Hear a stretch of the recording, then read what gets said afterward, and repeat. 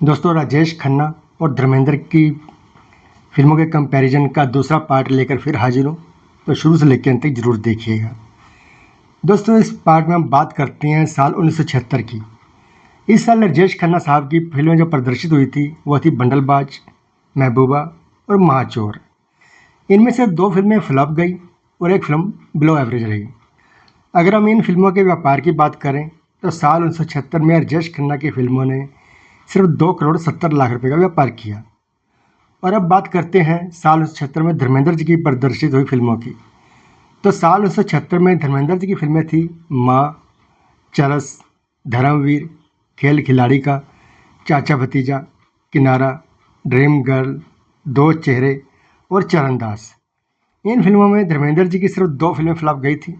एक तो थी चरणदास और दूसरी फिल्म थी दो चेहरे।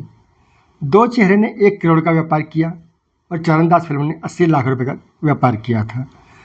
अब अगर धर्मेंद्र की टोटल बॉक्स ऑफिस कलेक्शन यानी 1976 में उनकी फिल्मों का कुल व्यापार की बात करें तो धर्मेंद्र जी की फिल्मों ने साल 1976 में 19 करोड़ 75 लाख रुपए का व्यापार किया था।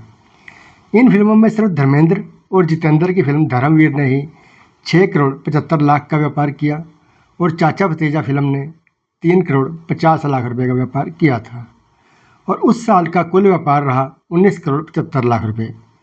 अब बात करें 1979 में आई राजेश खन्ना साहब की फिल्मों की, तो साल 1979 में राजेश खन्ना की फिल्में थी जनता हवलदार, मुकाबला, प्रेम बंधन, अमरदीप और सिनेमा।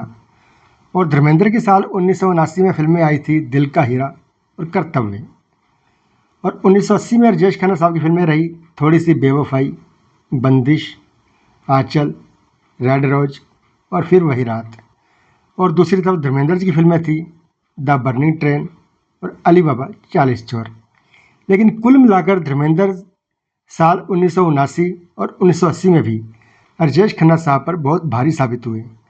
अगर राजेश खन्ना साहब के स्टारडम के 2-3 साल छोड़ दिए जाएं तो धर्मेंद्र और राजेश खन्ना का मिलान किसी भी तरह धर्मेंद्र को हल्के में नहीं पड़ने देता, क्योंकि साल 1973 में भी धर्मेंद्र की फिल्में यादों की बारात, लोफर, फागुन, जुगनू और ब्लैकमेल वो भी आज कल्ट फिल्में मानी जाती हैं।